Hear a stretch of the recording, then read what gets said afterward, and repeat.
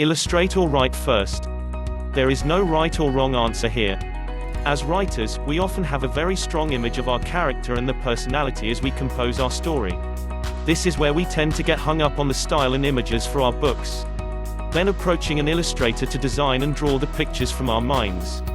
This is when the costs mount and it's easy to spend $100s if not $1,000s of dollars on the artwork for your book. Yes, quality artwork will help sell your books. However, there are books with simple black and white stick figures that sell hundreds of books each month. Simple can sell, and is obviously a lot cheaper to produce. I am not suggesting that you should just use black and white stick figures to get your book illustrated and published for under $100. I wish to convey that with the right set of images your story can come alive. Please do not get too emotionally attached to the character design in your head. As the profits from your books roll in, you can change the images, add additional images. The files you upload to Amazon for the Kindle device and the print files can be changed at any time. Amazon's KDP has an option for printing books. A different file format needs to be created for the printed version. I will come to that in a later video. Print on demand (POD) means that copies of your book are printed upon the receipt of each order to Amazon. Meaning both you and Amazon are not holding loads of stock, filling Amazon's warehouse, or you tripping over boxes all around your house. The same goes for the files you upload to the KDP Print on Demand platform. You can change them at any time. The story. If, like me, you have a story or several stories running around your head, make some notes and draft your outline. For story picture books I tend to write approximately 1,000 to 1,200 words. There are books with more and books with less that sell well. I am comfortable with saying what I want to say in the 1,000 word range. Note: the most common question is how long should your story be? How many words? My answer is, as long as it needs to be to tell the story, just keep the story moving and cut out the fluff. Have people read it and make comments. Never take the comments personally, use them to help you improve your work. Finding a character or images for my stories is part of my research process. During the planning stage, I will draft an outline and sometimes the full story. I then seek images online to go with the story. My go-to place for images is depositphotos.com. This is a paid service and images can be purchased for as little as $1.50 each.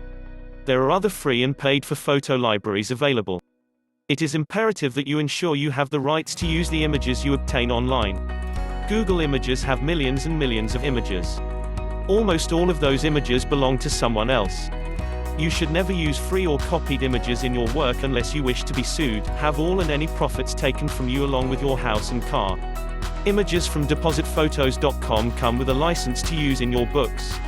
Please check the terms and conditions. The licensed images I use allows me to use each image up to 500,000 times.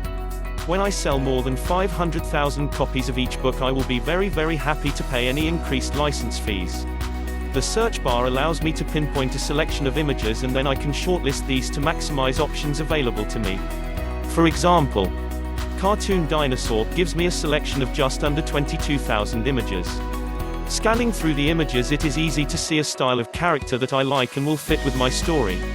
Clicking on one image expands that image and provides options below, including similar images, same series, categories as well as a number of download options. Pro tip: always buy the biggest image possible under the standard license, as big images can be made smaller without affecting the quality, but small images made bigger will degrade when made bigger.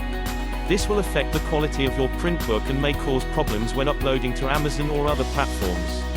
When the selection of Cartoon Dinosaurs appears, you will see images with a single dinosaur as well as images with multiple dinosaurs. Pro tip: this is a brilliant way to keep your costs down, as one image now includes multiple dinosaurs, and with some basic editing you can pick individual dinosaurs for your book. With 22,000 images of just cartoon dinosaurs, it can take a while to view them all. Just above the first row of images is a menu bar which includes Best Match, Best Sales, Newest, and Undiscovered. Pro tip: my favorite button is the Undiscovered button. These are images that are rarely downloaded. That means you have more originality for your characters. Once you have identified your main characters and similarly styled images, you can revisit your story and see how these characters will fit and make changes to your script.